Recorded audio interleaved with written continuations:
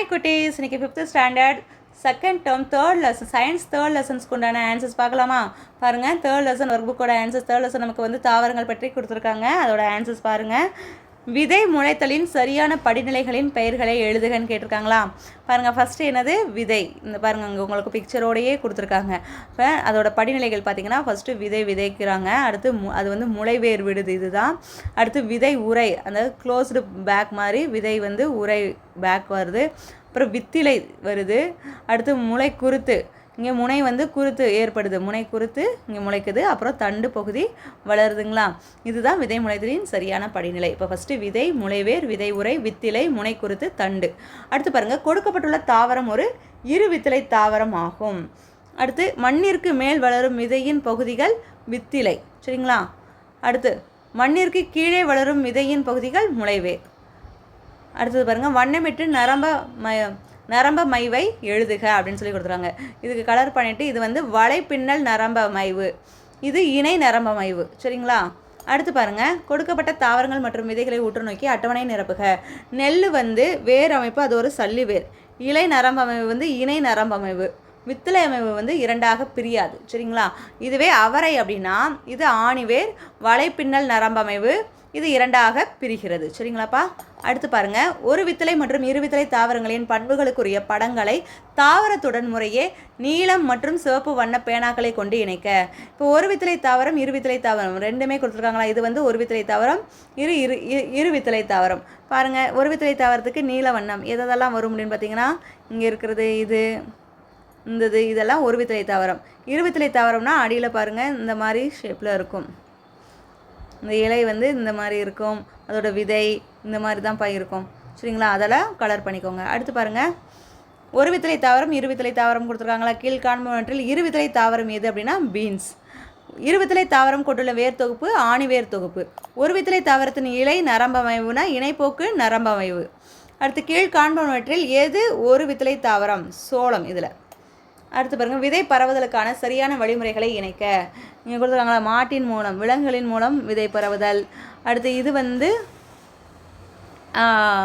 நீரின் மூலம் விதை பரவுதல். இப்போ இதுனா இங்கே இது பண்ணிக்கோங்க. மாடுனா விலங்குகள்னால் இந்த மாதிரி, இதுவும் தண்ணி தானப்பா, அப்போ நீரின் மூலம் விதை பரவுதல்.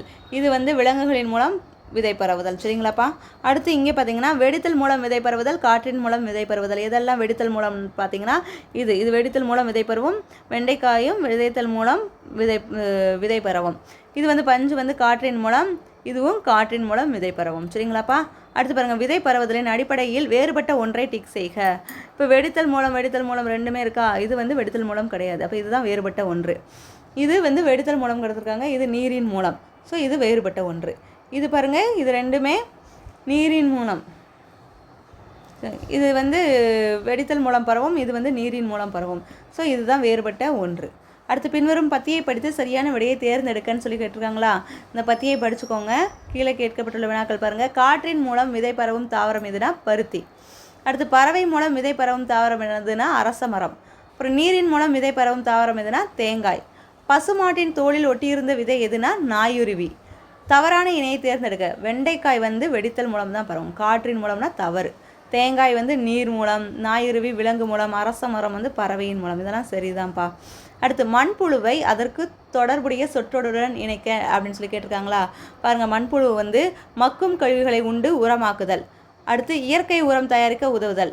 அடுத்து மண்ணிற்குள் காற்று மற்றும் நீரை அதிகப்படுத்த உதவுதல். இதெல்லாம் இதோட தொடர்புடைய சொற்றொடர். அடுத்து கீழே தரப்பட்டுள்ள பூச்சிகளின் பணிகளை உரிய கட்டத்தில் எடுத்து எழுதுக. இந்த பூச்சி பாருங்கள், கொசுக்களின் லார்வாக்களை அழிப்பேன். இது அடுத்து பார்த்திங்கன்னா, இது வந்து என்னுடைய தேன் மருந்தாக பயன்படுகிறது.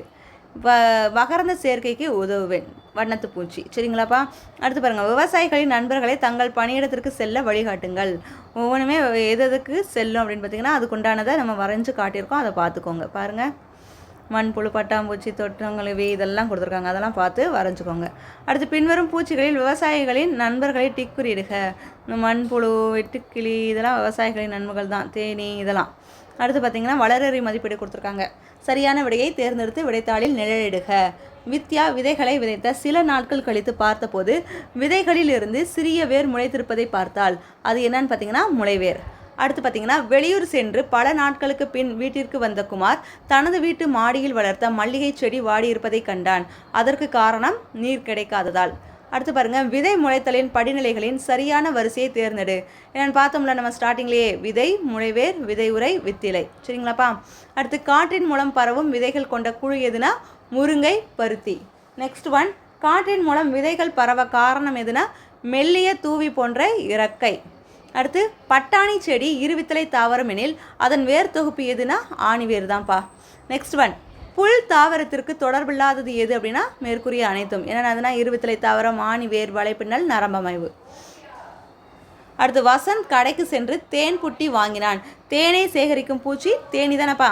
அடுத்து, தேன்மொழி கீழ்காணும் வாக்கியங்களை எழுதினால் அவற்றில் வண்ணத்து பூச்சிக்கு தொடர்பில்லாதது எது அப்படின்னா பயிர்களை அளிக்கும். வண்ணத்து பூச்சி பயிர்களை அளிக்காது. அது எதெல்லாம் தொடர்புடையதுன்னா மகரந்த சேர்க்கைக்கு உதவும், மலர்களில் தேன் குடிக்கும், தாவரங்கள் பரவ உதவும். இதெல்லாம் தொடர்புடையது. இதுதான் தொடர்பில்லாதது.